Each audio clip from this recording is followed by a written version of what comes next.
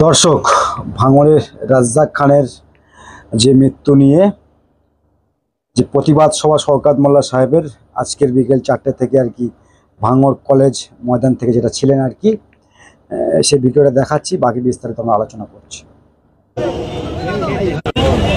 আমরা প্রথম দিন থেকে দাবি করে আসছিলাম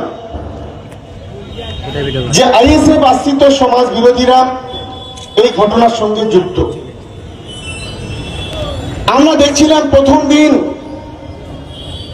যখন আমাদের দলের এক গাদ্দার বিশ্বাসঘাতক ধরা পড়েছিল, আমাদের দলের একজন কর্মী মোফাজ্জল খান,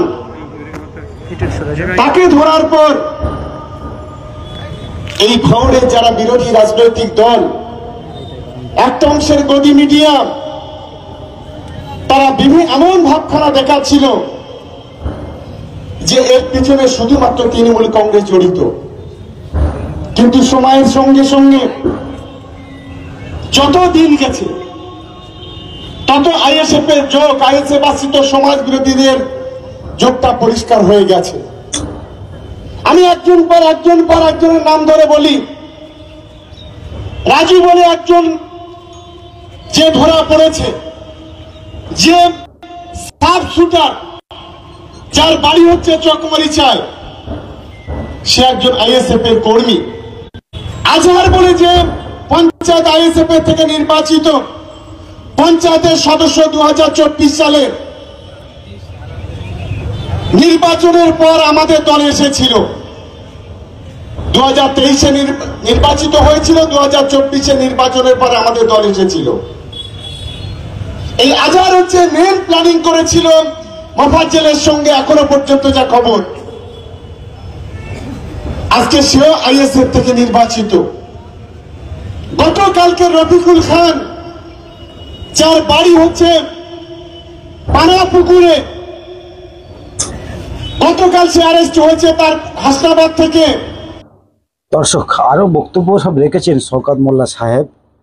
সেখানে ধিক্কার প্রতিবাদ সবাই ভাঙড় কলেজ মাঠ থেকে আর কি ওই রোড ধরে আর কি সবারটাই মানে ধিক্কার প্রতিবাদ মিছিল সেটা আর কি শুরু করেছিলেন।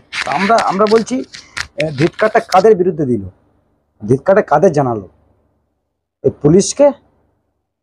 ধিক্কারটা কি পুলিশকে জানিয়েছে যে আমাদের কর্মীদেরকে গ্রেপ্তার হলো কেন?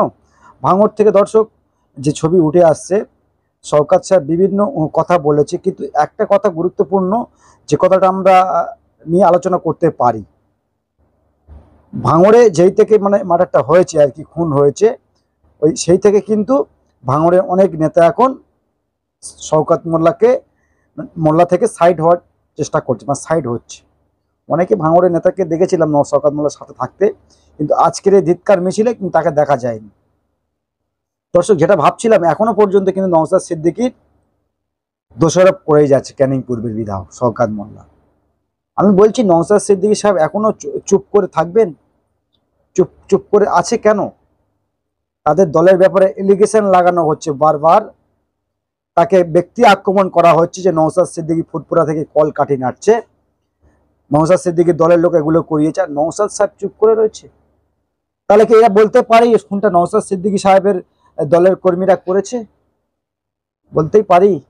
সেটা শওকত মোল্লা বারবার বলছে। এখনো পর্যন্ত নওশাদ সিদ্দিকী সাহেব কি স্টেপ নিয়েছে, কি স্টেপ নিচ্ছে, কি স্টেপ নেবে, এখনো পর্যন্ত শওকত বাবু সেই কথা রটুল হয়েছে। মানে আমরা বলছি, 6 জন কর্মী এই পর্যন্ত ধরা পড়েছে, তার মধ্যে 5 জনের নাম উঠে আসে তৃণমূল কংগ্রেসের লিডার, তৃণমূল কংগ্রেস দল করে নেতৃত্ব, পঞ্চায়েত ভোটের সব দাঁড়িয়েছিলেন, যারা আর কি খুনের সঙ্গে জড়িত রয়েছে, যাদেরকে গ্রেপ্তার করা হয়েছে। তো খুনের সঙ্গে জড়িত রয়েছে তার তৃণমূল কংগ্রেসটা করে আর কি। আর নওশাদ সাহেব কি মানে কি তথ্য তার কাছে রয়েছে শওকত সাহেবের কাছে, এখনো পর্যন্তই কিছু বলছেন না। এখনো পর্যন্ত শওকত সাহেব স্বীকার করছেন না যে আমার দলের কর্মী ছিল, তৃণমূল কংগ্রেস কর্মী ছিল, এখনো স্বীকার করছে না। কবে স্বীকার করবে? কবে শওকত সাহেব স্বীকার করবে যে এই সমস্ত দলের কর্মী সব আমার দলের কর্মী, যারা মার্ডারের সঙ্গে জড়িত রয়েছে?